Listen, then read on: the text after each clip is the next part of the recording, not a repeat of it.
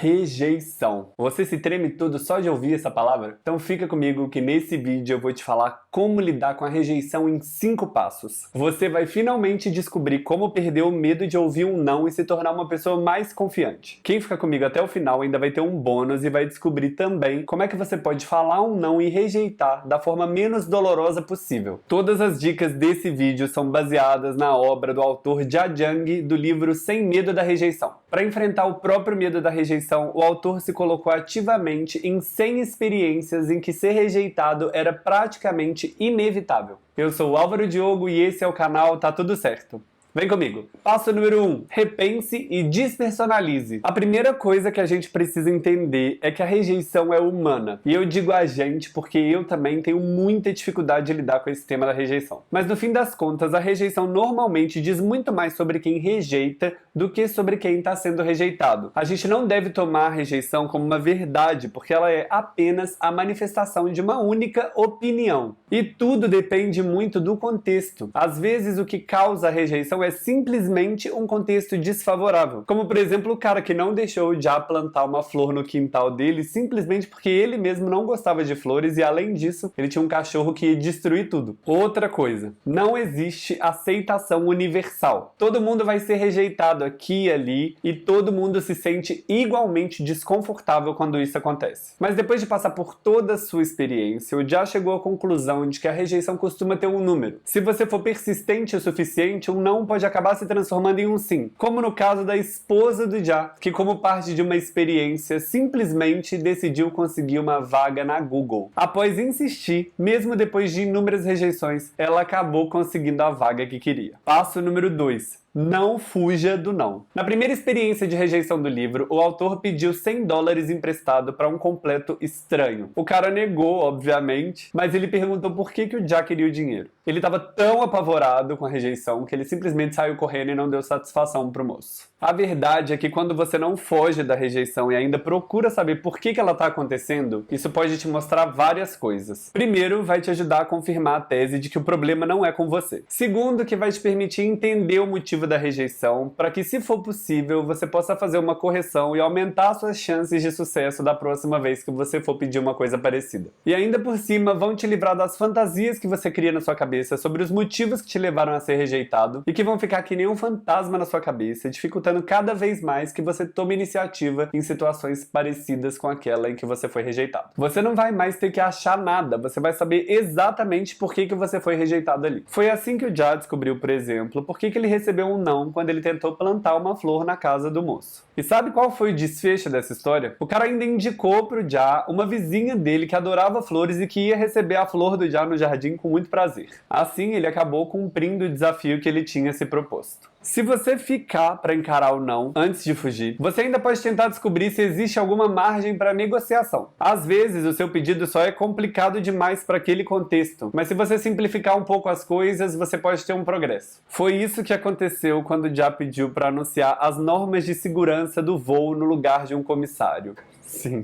Eles não puderam permitir, porque era um protocolo da companhia, mas deixaram ele dar as boas-vindas para os passageiros e ele ainda ganhou um drink. Eu acho que eu não precisava nem falar, mas é bom também não discutir com as pessoas que estão te rejeitando, porque isso não vai melhorar nem um pouco as coisas. Se for o caso, mude a pessoa para quem você está fazendo o pedido, ou até mesmo o ambiente antes de desistir de vez. Passo número 3. Posicione-se para o sim. Quando você explica claramente por que você quer o que quer, as suas chances de obter um sim aumentam consideravelmente. Muitas rejeições acontecem simplesmente porque a pessoa não entendeu o motivo do pedido que você está fazendo. Mas muito importante, fale sempre sobre você e sobre os seus sentimentos. Evite fazer suposições sobre a pessoa. Isso fez o Jia se dar muito mal. Ele pediu para cortar os cabelos de uma cabeleireira e explicou que ele queria fazer isso para tirar ela um pouco do tédio e do estresse da profissão e para que ela pudesse receber um pouco de cuidado ela mesma. Acontece que a cabeleireira não achava seu trabalho nem um pouco entediante ou estressante e ficou ofendidíssima com a abordagem do Jia. Obviamente, as chances de ele não ser rejeitado ali foram a 0 e ele fala que foi uma das piores rejeições que ele teve em todos os 100 experimentos. Uma coisa coisa que também funciona é reconhecer as possíveis dúvidas que a pessoa pode estar tendo com relação ao seu pedido. Em uma das experiências, o Já pediu para ser recepcionista dos clientes do Starbucks por 1 hora. O funcionário, obviamente, achou aquilo tudo muito estranho. O que o Já fez? Perguntou se aquilo parecia estranho e conseguiu, então, desarmar o atendente e fazer o que ele queria. Embora ele tenha falado que foi uma das experiências mais tediosas de todo o projeto. Por fim, às vezes, você está errando ao público. Mirar o público correto para o pedido que você precisa fazer vai aumentar também bastante as suas chances de não ser rejeitado. Então perceba que público tem maiores chances de aceitar o pedido que você está prestes a fazer e foque nesse público. A vizinha que gosta de flores foi bem mais fácil que o dono do cachorro. Tá curtindo até aqui? Então não se esquece de conferir se você está inscrito aqui no canal e se já deixou o like aqui no vídeo. Assim eu vou saber que vocês gostam desse tipo de conteúdo e vou produzir mais. Passo número 4. Aprenda com a rejeição. Quando você passa por uma experiência de rejeição, você costuma procurar saber o motivo e refletir sobre ele, ou você evita o assunto o máximo que você puder, de preferência nunca mais toca naquele assunto. Pois é. Só que quando você tenta ignorar o assunto é uma péssima ideia. Primeiro porque não vai funcionar. A rejeição vai ficar te atormentando ali, vai aumentar o seu medo e vai provocar diálogos internos que me dão calafrio só de pensar. Segundo, porque se você compartilhar, por exemplo, a sua rejeição com alguém que você confia, você provavelmente vai se sentir menos isolado e sozinho. Como todo mundo se solidariza com a dor da rejeição, uma vez que todo mundo já passou por isso e sabe como é, a sua pessoa provavelmente vai te oferecer um pouco de empatia, o que nessas horas vai cair muito bem. É só ver que o videoblog em que o Já compartilhava as experiências dele, que acabou dando origem ao livro, foi inundado com comentários de pessoas que ele nem conhecia, nem fazia ideia de quem eram, mas todas foram ali muito solidárias por já terem vivido ou sentido alguma coisa semelhante com o que ele estava passando ali nos vídeos. Além disso, como eu já falei, refletir sobre os motivos pode te ajudar a entender qual foi o real problema. E compartilhar sua experiência de rejeição com alguém que você confia pode te ajudar a pensar por outros ângulos.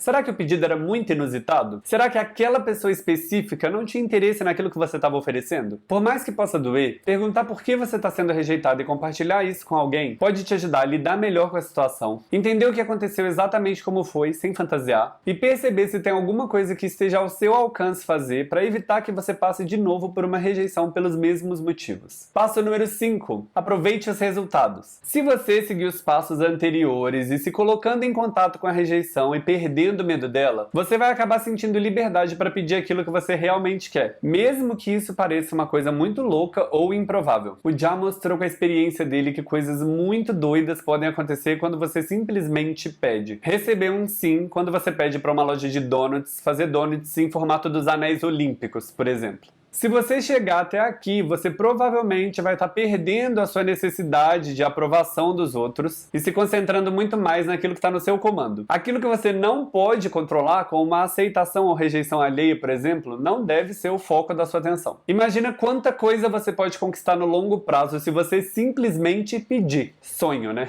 Como eu prometi lá no começo, agora vem o bônus. Vocês já descobriram os 5 passos para lidar com a rejeição e como perder o medo de ouvir um não. Mas e quando a gente precisa falar um não? Como é que a gente rejeita uma pessoa sem parecer um completo imbecil? Bom, a palavra é empatia, né? Respira fundo e tenha um pouco de paciência com a pessoa, porque a rejeição vai doer nela. Mas principalmente seja respeitoso. Diga o seu não da forma mais direta e rápida que você conseguir. Não fique enrolando a pessoa e nem evitando rejeitar se é isso que você vai fazer no fim das contas. Não menospreze a pessoa e, se ela permitir, explique por que você está rejeitando aquele pedido. Se você quiser ser um anjo, você pode ajudar a pessoa a encontrar uma alternativa para que ela consiga ser atendida no pedido dela com uma outra pessoa que você sabe que possa estar mais interessada. Ufa! Foi. Como eu disse pra vocês, esse é um tema muito delicado pra mim. Eu também sofro demais com rejeição e eu vou tentar seguir cada vez mais tudo que eu tô falando aqui no vídeo e aprender um pouquinho com as experiências do Já Jung. E vocês, lidam bem com a rejeição? Comentem aqui embaixo e compartilhem esse vídeo com as pessoas de vocês para a gente ir se dando aquele suporte maroto que ajuda a gente a perceber que a gente não tá sozinho nas nossas questões. Quem ficou interessado no livro do Já Jung, eu vou deixar um link aqui na descrição para vocês poderem comprar e acompanhar a jornada dele completa. Eu garanto que vale a pena e vocês vão sentir os calafrios das experiências junto com ele. Aqui eu vou deixar o vídeo que eu fiz sobre como enfrentar o medo e ter coragem, que é mais geral sobre o medo, mas eu acho que complementa bem tudo que a gente falou aqui. Eu espero que o papo tenha chegado bem e não se preocupem que tá tudo certo. Um abraço e até o próximo vídeo. Tchau!